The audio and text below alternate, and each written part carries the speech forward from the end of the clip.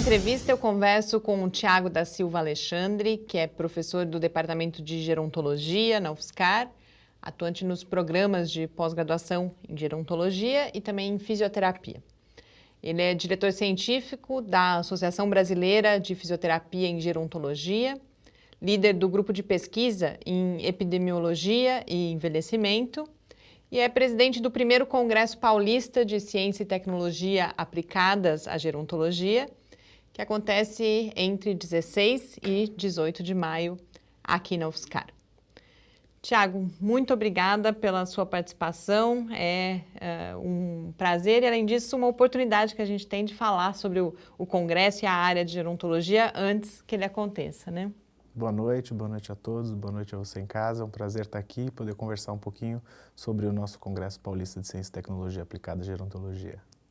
É o primeiro congresso, ele tem esse foco no conhecimento aplicado à área de gerontologia. Queria que você começasse apresentando, então, o evento, como que surge a ideia de realizá-lo e quais são os seus objetivos.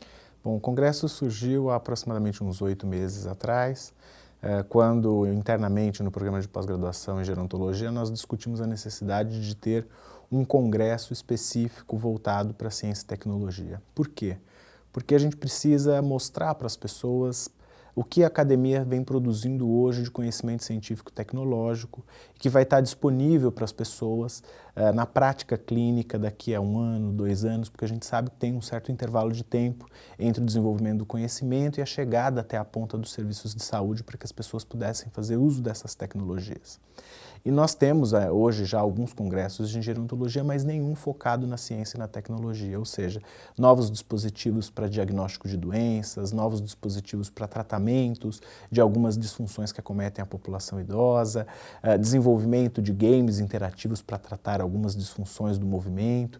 Então, tudo isso nos motivou a pensar, em parceria com a Associação Brasileira de Fisioterapia em Gerontologia, em criar o primeiro Congresso Paulista de Ciência e Tecnologia Aplicada à Gerontologia. O objetivo principal do nosso congresso é justamente mostrar para as pessoas o que a academia está produzindo e que estará disponível para elas usarem no tratamento dos idosos daqui a 2 ou 3 anos. Elas terem um primeiro contato com esse material técnico para se prepararem e pensarem, refletirem um pouco em como é que vão fazer uso dessas tecnologias nos seus consultórios, nas suas clínicas de reabilitação e nos serviços de saúde pública também. A gerontologia ela é uma área de conhecimento relativamente nova, relacionada aí com o envelhecimento da população, com as novas demandas que surgem. E a gente vê, então, que já há um conhecimento sendo produzido. E o Congresso tem esse objetivo específico de compartilhar esse conhecimento. Queria que você comentasse 2 aspectos dessa afirmação. Um é como o Brasil está em termos de produção de conhecimento na área. E, além disso, o quanto esse conhecimento já está chegando, já vem chegando aos serviços, à população, aos idosos, aos seus cuidadores.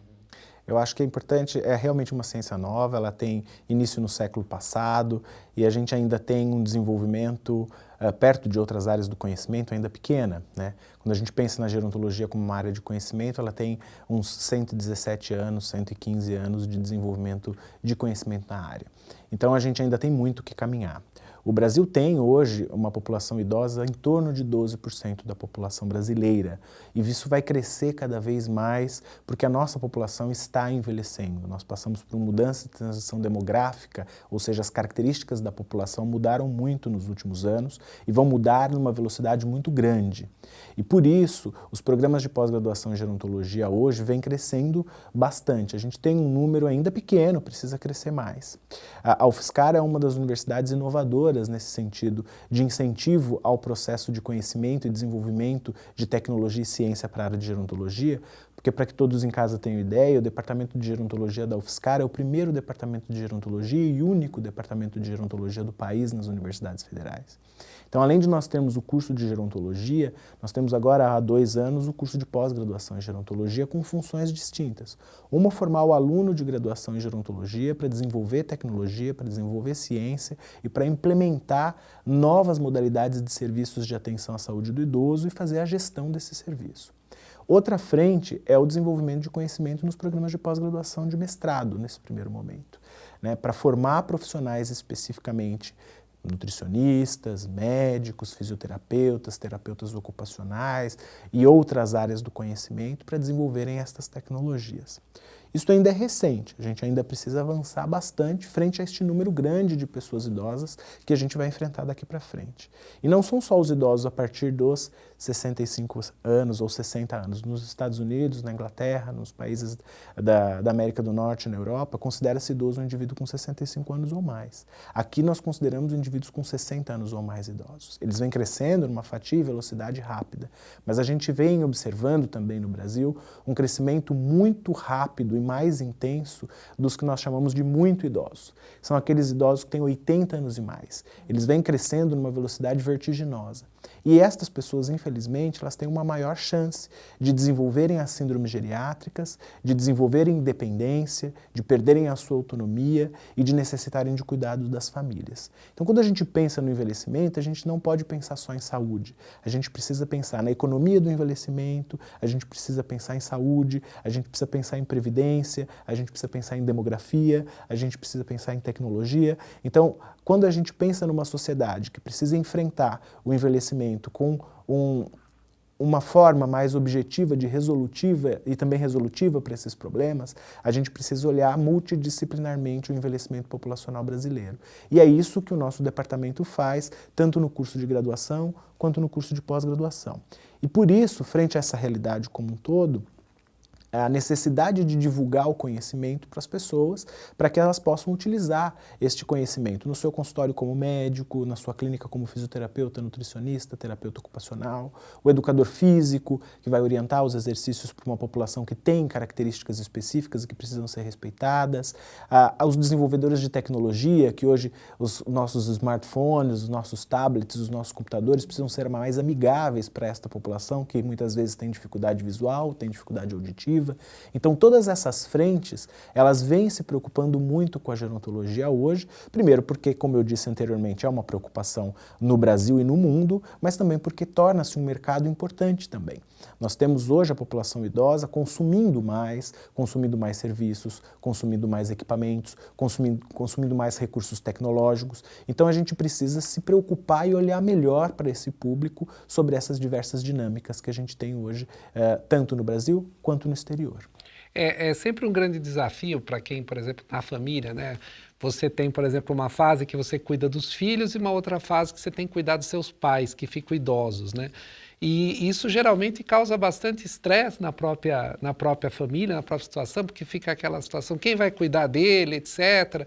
A carência de profissionais, né? Quando a gente pensa num cuidador de idoso, por exemplo, hoje em dia é tão difícil você encontrar alguém com devida formação, né? Então, acho que esse é um tema que está ficando cada vez mais presente, né, como você estava falando, e é um desafio para a população em geral, né? Então, acho que divulgar essas alternativas, essas coisas, isso tem um grande impacto para justamente dar melhor qualidade de vida para essas pessoas, que daqui a pouco somos nós que estamos nessa situação, né? E a gente precisa começar a caminhar e construir. Nesse sentido, você estava falando de tecnologia, né? Geralmente, quando se desenvolve tecnologia, muitas vezes se pensa na tecnologia para o jovem, né? Desenvolve a coisa que o jovem aprende fácil e tal, mas essa fatia hoje é também importante, né? De todas esses gadgets, né, que se tem para aplicar e ainda é pouco olhado. E aqui no Brasil, há empresas, há pessoas preocupadas com isso, de desenvolver produtos tecnológicos voltados para essa faixa etária? Acho que tem duas coisas importantes, professor. Eu vou aproveitar o seu gancho para divulgar duas coisas que eu acho que são fundamentais. A primeira é a questão dos cuidadores, né? Nós temos um grupo de pesquisa de cuidadores que é liderado pela professora Sofia Pavarini aqui na UFSCar. Esse grupo vem desenvolvendo já ao longo do tempo muitas atividades e muitas estratégias de enfrentamento para esses cuidadores, de orientação e de desenvolvimento de tecnologias para o cuidado. Nós teremos uma mesa importante, ela vai fechar o congresso praticamente, com uma mesa relacionada a cuidadores de idosos e novas tecnologias voltadas para isso. Por exemplo, receberemos uma professora de Nottingham, na Inglaterra, que dará uma palestra sobre uma nova tecnologia de suporte, que é chamada de e-suporte, para esse grupo de cuidadores. Então, é uma forma de que você treine esses cuidadores, é uma parceria da Organização Mundial de Saúde com a Universidade Federal de São Carlos. Acho que é importante a gente dizer que essas preocupações estão sendo tomadas aqui. Terá também a presença da professora Anita Liberalesso Neri, da Unicamp, teremos a professora Keika, do nosso departamento, coordenando essa mesa. Então, essas 3 pesquisadoras estarão discutindo exatamente como é que nós utilizamos as informações das pesquisas e transmitindo essas informações para a elaboração do cuidado, para o preparo dessas famílias, de como elas devem ser orientadas para prestar adequadamente o cuidado e, obviamente, tentar minimizar o estresse que muitas vezes esse cuidado traz por conta desse enfrentamento, de quem cuida, como cuida, um cuida mais, outro cuida menos. Então, essas dificuldades serão debatidas na última mesa do nosso congresso. Quanto ao desenvolvimento de tecnologia, existem empresas brasileiras e grupos de pesquisa no Brasil que vêm desenvolvendo tecnologias para o idoso. Também teremos uma mesa no Congresso onde estará, por exemplo, a professora Paula Castro, que tem um grupo de pesquisa de desenvolvimento de tecnologia nesta área. Ela vai discutir junto com professoras da USP aqui de São Carlos, que desenvolvem tecnologia, para melhorar a acessibilidade, o acesso, o uso, a usabilidade, que é o que eles chamam, para que estes indivíduos idosos consigam usar melhor estes aparelhos. Então, nós também teremos uma mesa especificamente para discutir isso com a professora Graça, com a professora Renata, com a professora Paula. Então, existem empresas já preocupadas com este tipo de serviço e grupos de pesquisa aqui em São Carlos e em outros lugares também preocupados com isso. Além disso, nós temos, por exemplo, uma outra mesa onde nós vamos trazer um professor Vitor, da Unifesp de Santos, e teremos também o professor Marcos Ortiz, que é o nosso professor aqui do departamento. Eles vão discutir, por exemplo, aplicativos para incentivar a vida ativa, o professor Vitor, e o professor Marcos falará um pouco sobre games interativos para treinamento de memória, diagnóstico de distúrbios da memória. Então, muitas vezes a gente não tem muitos elementos no dia a dia, nas discussões cotidianas do que está sendo desenvolvido para este tipo de situação. Né? Um outro exemplo que também teremos no Congresso, o uso de dispositivos, como dispositivos de acelerometria, esses que nós temos nos nossos celulares, que verificam os movimentos do celular quando ele acende e apaga. Esses dispositivos, quando colocados na cintura, eles conseguem medir a atividade de movimento, e eles têm sido utilizados. O professor Moacir da USP, também daqui de São Carlos, discutirá como usar estes dispositivos e as informações deles para predizer o risco de quedas em idosos, que é uma coisa muito comum e muito perigosa. O indivíduo idoso, quando cai, tem mais chance de cair, de fraturar, o processo de reabilitação é mais lento. Então, a gente tem todas essas tecnologias em grupos de pesquisa e sendo desenvolvidas também dentro do mercado para que sejam disponibilizadas para a população. E a gente vai ter também, dentro dessa frente de quedas, uma outra mesa com a professora Mônica Perracini e com a professora Natália, aqui também da UFSCar, a professora Mônica Perracini da Unicid e a professora Natália aqui da UFSCar, discutindo como é que a gente trata esses idosos que caem e fraturam porque tem mais osteoporose. O que fazer, desde o diagnóstico precoce até o tratamento do pós-operatório. Então, todas estas temáticas que estão no nosso dia a dia hoje, tanto do ponto de vista clínico como do ponto de vista tecnológico, eles serão discutidos dentro do nosso congresso. Então, há uma preocupação, há mercado e as tecnologias estão sendo desenvolvidas nas mais diversas áreas. Há muitos idosos, acho que tem a grande parte que vivem sozinhos, né? E essa questão do acesso, do monitoramento, etc., é de fundamental importância isso, né? Porque hoje o que a gente tem é que a maioria dos idosos, principalmente as mulheres, elas preferem morar sozinhas se ficam viúvas, né? Os homens têm uma tendência a procurar uma outra parceira e as mulheres têm uma tendência mais a viver sozinhas. E muitas vezes elas precisam de tecnologia para continuar mantendo-se sozinhas. Porque a grande preocupação do idoso, a gente teve uma reportagem na Folha há pouco tempo atrás, dizendo que a maior preocupação deles é ficar dependente e não poder mais conseguir fazer suas coisas de forma independente. Então, essa vontade de permanecer morando só e não dar trabalho para os filhos é uma preocupação da população idosa, e quanto mais tecnologia nós pudermos ter para mantermos a independência e a autonomia dessa população, melhor para elas e melhor para a nossa sociedade. Tiago, na sua fala, desde o começo aparece muito a questão da interdisciplinaridade, da multidisciplinaridade, e no próprio Congresso, a submissão de trabalhos tem aí as linhas, né, saúde social, educação, gestão e ainda outros. Eu queria que você comentasse, à luz, inclusive, dos temas que são previstos para o Congresso, de um lado, qual é, então, a especificidade da gerontologia e como ela se relaciona, você, por exemplo, falava formação de profissionais, de nutricionistas, de médicos, de enfermeiros. Então, você tem essa multiplicidade de profissionais, mas que tem que ter esse olhar que quem traz é a gerontologia. Por outro lado, você está formando gerontólogos. Então, qual é a especificidade e como essa especificidade dialoga com essas outras áreas? A gerontologia ela é a ciência que estuda o processo do envelhecimento humano em suas mais diversas óticas, psicológica, social, de saúde e outras áreas que vêm surgindo hoje ao longo da modificação do conceito, que precisa agora de um pouco mais de amplitude dada a interdisciplinaridade de áreas que nós temos. Então nós temos um profissional específico, que é o bacharel em gerontologia ou gerontólogo. Esse bacharel em gerontologia ou gerontólogo é aquele profissional que vai trabalhar nas linhas de frente das elaborações de linhas de cuidado, vai trabalhar na elaboração de novas tecnologias para atendimento da população idosa, vai trabalhar em novas frentes de desenvolvimento de novos serviços de atuação para atendimento da população idosa. O foco do nosso curso é a gestão dos serviços, né? É formar um profissional que tenha habilidades com o conhecimento que vem da área da gerontologia para que ele possa elaborar melhor, conduzir melhor um tipo de serviço focado para o idoso e para que ele consiga então monitorar e estabelecer novas formas de atender essa população idosa. Essa é uma das frentes importantes do nosso curso. Quando nós falamos especificamente de profissionais de outras áreas, que não o gerontólogo ou bacharel em gerontologia, nós temos uma especialidade. Então, o indivíduo é especialista em gerontologia, ele é um fisioterapeuta especialista em gerontologia, ele é um nutricionista especialista em gerontologia, né? O médico que se especializa, ele é chamado de geriatra, né? Então, a gente tem o geriatra, médico e os especialistas em gerontologia nas mais diversas áreas do conhecimento. Essas pessoas, elas atuam atendendo a população idosa. E é importante que as pessoas conheçam isso, porque a gente precisa cada vez mais orientar a população de que ela precisa procurar um especialista. O idoso tem suas especificidades, ele é diferente de um indivíduo adulto. As características do indivíduo adulto são muito distintas deste indivíduo idoso que precisa de um cuidado multidisciplinar. Nós nunca vamos conseguir atender um idoso só o clínico, só o fisioterapeuta, só o nutricionista, porque muitas vezes o atendimento de reabilitação é feito por um profissional, o suporte nutricional é feito por outro, né?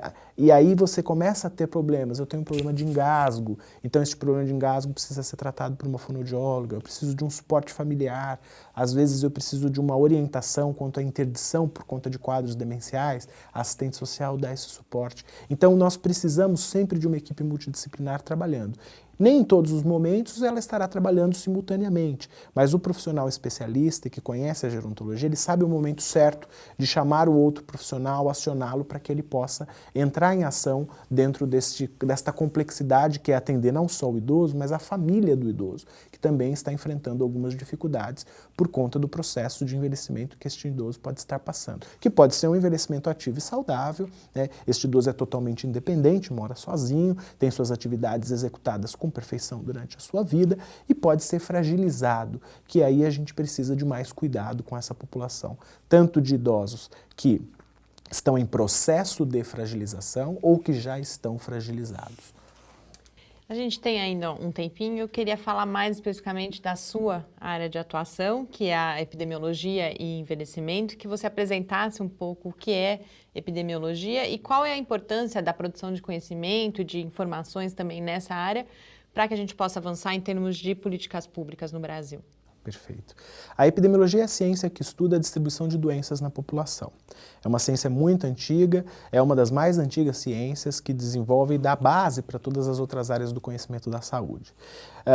A minha linha de pesquisa especificamente, ela é a epidemiologia do envelhecimento. Então ela analisa a distribuição e os fatores de risco para os agravos à população idosa.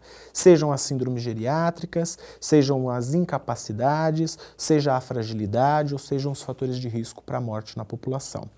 Nós temos uma linha específica de fragilidade que envolve estratégias de enfrentamento, então diagnóstico, quantos por cento da nossa população idosa é frágil, quais são os fatores de risco para que essas pessoas desenvolvam a fragilidade. Uma outra área é a perda de massa muscular relacionada ao processo do envelhecimento e como isso implica na redução de força, que é fundamental para que nós possamos fazer as atividades do dia a dia. Então isso é sarcopenia e dinapenia, é uma outra área, e aí ela é estratégica dentro da fisioterapia como identificadora de mecanismos de reabilitação, quantas pessoas têm sarcopenia, o quanto isso aumenta a chance de ficar incapacitado, aumenta o risco de mortalidade. E a gente tem outras áreas de família e cuidador e de diagnóstico de instrumentos para problemas cognitivos e instrumentos em geral. Todas essas áreas, elas são importantes porque elas quantificam a população em relação a um determinado problema. Além de quantificar essa população, ela identifica os fatores de risco. E com isso nós conseguimos pensar em políticas públicas mais efetivas. Então, se eu sei quantos % da minha população está em processo de fragilização ou tem fragilidade, e eu sei quais são os mecanismos de reabilitação que são capazes de reverter ou evitar que essas pessoas evoluam rapidamente para um processo de fragilização, nós conseguimos implantar políticas que evitem que este processo aconteça, ou pelo menos que posterguem o processo de fragilização ou de perda de força muscular e assim sucessivamente. Então eu costumo dizer que a epidemiologia é como se fosse uma mãe das outras ciências. Ela dá um suporte para todas as áreas do conhecimento de saúde para que ela possa então planejar estratégias mais efetivas para tratar e para cuidar dessas pessoas ao longo da vida. A gente tem só mais alguns minutos. Queria que nesse finalzinho você fizesse um comentário justamente sobre como está, portanto, o atendimento a essas demandas no Brasil. Em como que estão as políticas públicas e, para além das políticas públicas, também a sua concretização, como está sendo atendida a população idosa no Brasil atualmente? Eu acho que nós tivemos muitos avanços, né? Desde a Política Nacional do Idoso, isso tudo está bem regulamentado do ponto de vista de lei no nosso país. Nós não podemos nos queixar, nós temos uma das legislações mais avançadas em matéria de idoso.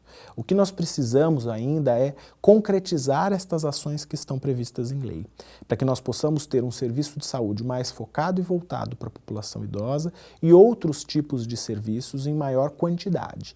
Por exemplo, hoje nós temos uma grande demanda de centros-dia. Estes centros-dia estão em processos de implantação no estado de São Paulo, por exemplo. São pessoas que muitas vezes moram com o filho ou com a filha e eles precisam trabalhar, mas não podem ficar sozinhos em casa. Então esse idoso vai para o centro-dia, ele tem um suporte de uma equipe multidisciplinar lá, ele tem um suporte de nutricionista, fisioterapeuta ocupacional, médico, e ao final do dia ele volta para a casa da família. Isso é um serviço público. Isso estão desenvolvendo possibilidades de implantação de serviço público. Então a gente tem isso, instituições de longa permanência, um conjunto de serviços que à medida que a população avança no envelhecimento, elas precisam ser adequadamente implantadas na sociedade. Isto está acontecendo, mas não na velocidade que ela poderia estar acontecendo. Então a lei, ela protege bastante o idoso, né? A gente tem benefícios para o idoso, mas a gente ainda precisa implementar um pouco mais, né? Respeitar o idoso no ônibus, né, a velocidade com que os ônibus caminham muitas vezes, a dificuldade de um local para sentar. Então, estas leis existem, mas elas ainda têm dificuldade de serem implementadas no nosso dia a dia. Eu acho que a gente tem um arcabouço teórico de lei bom, mas a gente ainda precisa de mais esforço político e cobrança da sociedade para que esta implementação seja realmente feita e para que a gente comece a respeitar mais os idosos da nossa família e os que estão dentro da comunidade. Professor Tiago, muito obrigada. Foi muito rica a nossa conversa aqui. Acho que, além da gente divulgar o congresso, a gente pode apresentar às pessoas tanto a área do conhecimento quanto essa problemática toda. Então, agradeço muito, parabenizo pelo evento e desejo desde já que seja um ótimo primeiro congresso. Eu agradeço muito a oportunidade de estar aqui conversando com todos vocês e conversando com toda a população que está aí, nos vendo, e gostaria de convidar a todos para estarem conosco no primeiro Congresso Paulista de Ciência e Tecnologia Aplicada à Gerontologia, de 16 a 18 de maio, aqui na UFSCar. Muito obrigada. Eu conversei com o Tiago da Silva Alexandre, que é professor do Departamento de Gerontologia da UFSCar e presidente do primeiro Congresso Paulista de Ciência e Tecnologia Aplicadas à Gerontologia. As inscrições para o evento, que, como o professor disse, acontecem de 16 a 18 de maio, o evento, né? Mas as inscrições ainda estão abertas, inclusive as inscrições de trabalhos, e todas as informações estão no site do evento, que é o www.ctgero.ufscar.br. Agora, esse Paideia fica por aqui. A gente volta na próxima terça-feira, às 8 horas da noite. Até lá, você pode acompanhar as outras produções do Lab no Facebook, no Twitter e também falar com a gente pelo e-mail cliqueciência@ufscar.br. Muito boa noite. Boa noite para todos. Boa noite.